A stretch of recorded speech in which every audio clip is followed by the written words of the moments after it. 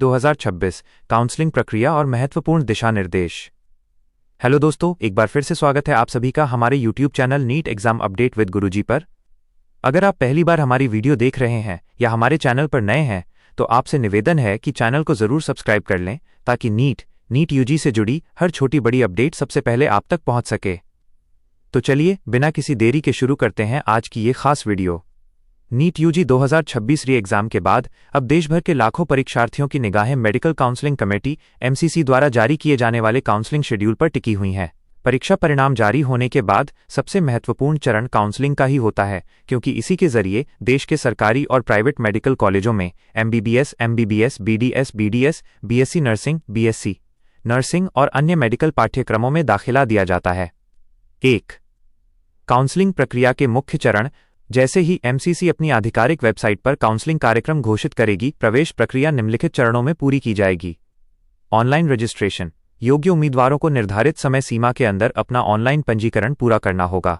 Choice filling और locking. Registration के बाद छात्र अपनी ऑल इंडिया रैंक, पसंद और सीटों की उपलब्धता के अनुसार कॉलेजों और कोर्सों का चयन करेंगे और उसे लॉक करेंगे।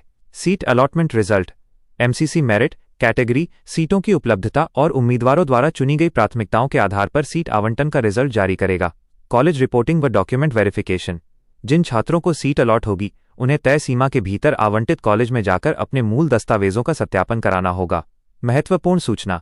यदि कोई उम्मीदवार तय समय पर कॉलेज में रिपोर्ट नहीं करता है तो उसकी सीट रद्द मानी जाएगी और वह सीट अगले राउंड के लिए उपलब्ध करा दी जाएगी। 2. सीट कोटा और counselling authority. 15% all India quota AIQ, इसकी काउंसलिंग सीधे एमसीसी द्वारा आयोजित की जाएगी। इसके तहत AIQ सीटों के अलावा AIIMS, AIIMS, JIPMER, ESIC, AFMC, deemed universities और केंद्रीय विश्वविद्यालयों जैसे BHU, AMU की सीटें भरी जाएंगी। 85% राज्य कोटा। सभी राज्यों के सरकारी और निजी मेडिकल कॉलेजों की 85% सीटों की काउंसलिंग संबंधित राज्य की काउंसलिंग अथॉरिटी द्वारा कराई जाएगी। 3. आवश्यक दस्तावेजों की सूची, चेकलिस्ट। सभी अभ्यर्थी काउंसलिंग शुरू होने से पहले निम्नलिखित दस्तावेज तैयार रखें। 1. नीट यूजी 2026 एडमिट कार्ड और स्कोर कार्ड। 2. कक्षा 10वीं एवं 12वीं की मार्कशीट और पासिंग सर्टिफिकेट। 3. जन्मतिथि प्रमाण पत्र, मैट्रिकुलेशन सर्टिफिकेट। 4. फोटो पहचान पत्र, Aadhaar card by PAN card by passport आदि। 5. नवीनतम पासपोर्ट साइज फोटो। 6. जाति श्रेणी प्रमाण पत्र, OBC, SC, ST, WSPWD यदि लागू हो। 7. डोमिसाइल, मूल निवास प्रमाण पत्र। 4.